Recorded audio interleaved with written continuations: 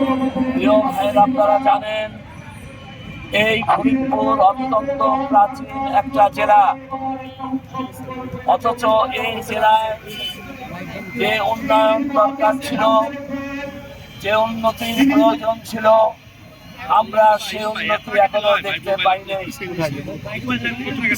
54 বছর দেশ স্বাধীন হয়েছে, কিন্তু ফরিদপুরের অগ্রগতি তেমন হয় নাই। ফরিদপুর বিভিন্ন সমস্যায় আপনারা জানেন, এখানে স্বাস্থ্য সেবা অনেক পিছনে পড়ে আছে।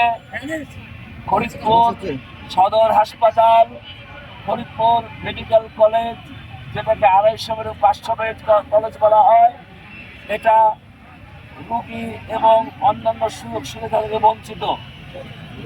রোগীদের সেবার জন্য যে মানের যন্ত্রপাতি, মেকানিজম দরকার, ডাক্তার দরকার, সেটা এখনো এখানে সৃষ্টি হয় নাই। প্রিয় ভাই, আপনারা জানেন যে আমাদের এই মেডিকেল কলেজ যেটা আছে, এটাকে বাড়িয়ে এটা পূর্ণাঙ্গ মেডিকেল কলেজ করার দাবি এলাকার মানুষের দীর্ঘদিনের দাবি। এলাকার শিক্ষা ব্যবস্থা অনেক পিছনে পড়ে আছে। এখানে একটি বিশ্ববিদ্যালয় কলেজ আছে কথা ঠিক, কিন্তু এখানে পূর্ণাঙ্গ বিশ্ববিদ্যালয় করার জন্য এই এলাকার মানুষের যে দাবি ছিল, সেই দাবি এখনো বাস্তবায়ন হয় নাই। এখানে ফরিদপুর বিভাগ হওয়ার কথা দীর্ঘদিন।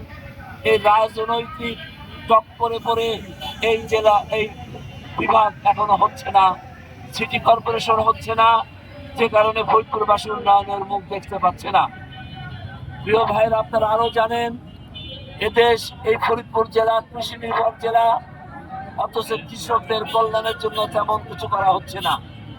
সারের দাম, বীজের দাম, এগুলো এমনিতেই পাওয়া যাচ্ছে না অপ্রতুল। তারপরও চোরা কারবারির মাধ্যমে এগুলো বিভিন্ন জায়গায় বিক্রি হয়ে যাওয়ার কারণে কৃষকরা সময় মতো ন্যায্য মূল্যে তাদের কিছুই পাচ্ছে না। তাই আমরা মনে করি এখানে একটা ক্যান্টনমেন্ট হওয়া অত্যন্ত জরুরি। আমাদের জমি জমা সবই আছে, শুধু সরকারের সিদ্ধান্তের জন্য একটা ক্যান্টনমেন্ট এখানে হচ্ছে না। আমাদের রাস্তাঘাটের অবস্থা অত্যন্ত দুর্বল। আমরা জানি সংস্কারের অভাবে ড্রেনেজ সিস্টেম যেটা আছে ফরিদপুর পৌরসভায়, সেটাও মাটি পরে ভরে গেছে, ড্রেনেজ সিস্টেমের অসুবিধা। আর অন্যান্য এলাকা, বিস্তীর্ণ এলাকা, বিশেষ করে এক্সটেন্ডেড পৌরসভা যেটা, তারা ট্যাক্স দিচ্ছে, সব দিচ্ছে, অথচ তারা কোনো বেনিফিট পাচ্ছে না। সেখানে পানি সরবরাহের কোনো ব্যবস্থা নাই, নিষ্কাশনের ব্যবস্থা নাই, খাবার পানির অভাবে মানুষ ধুকে ধুকে বিভিন্ন অসুখ বিসুখে নিমজ্জিত হয়ে যাচ্ছে।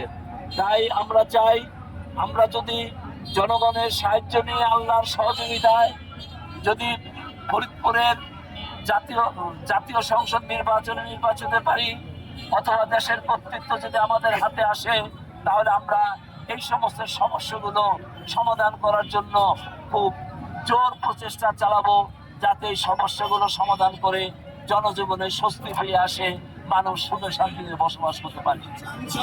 আমরা ব্যাপকভাবে নির্বাচনী ময়দানে কাজ করছি। আমাদের নির্বাচনী কর্মীরা মাঠে ময়দানে ঘরে ঘরে মানুষের কাছে যাচ্ছে এবং দাঁড়িপাল্লার দাওয়াত পৌঁছে দিচ্ছে। ব্যাপক সারা আমরা লক্ষ্য করছি।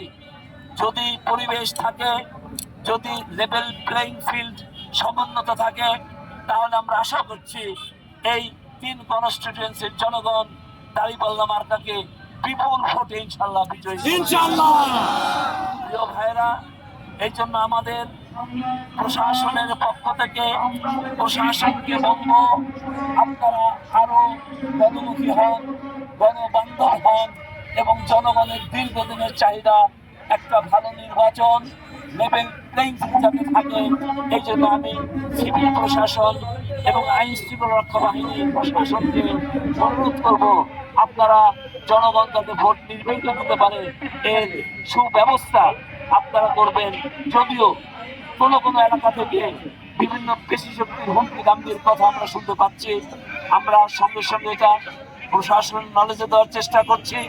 আপনারা অনুগ্রহপূর্বক এই সমস্ত চিহ্নিত দুষ্কৃতিকারী যারা আছে তাদেরকে শায়েস্তা করবেন, তাদেরকে বন্দী করবেন, যাতে জনগণ নির্বিঘ্নে ভোট দিতে পারে। আর এই দুষ্কৃতি নিধনের নামে, অ্যারেস্ট করার নামে যারা ভালো ভালো লোক আছে, যারা নির্বাচনী কাজ করছে, তাদেরকে অ্যারেস্ট করে আপনারা বাহবা নেওয়ার চেষ্টা করবেন না, এই অনুরোধ আপনাদের কাছে আমরা জানাবো। এবং সর্ববিষয়ে জনগণের সহযোগিতা এবং সাংবাদিক ভাই যারা আছেন, আপনারা হলেন দায়িত্বশীল ব্যক্তি, জনগণের প্রতিচ্ছবি।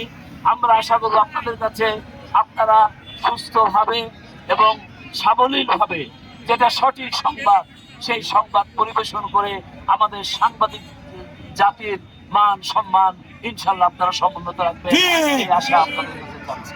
আল্লাহ হাফেজ।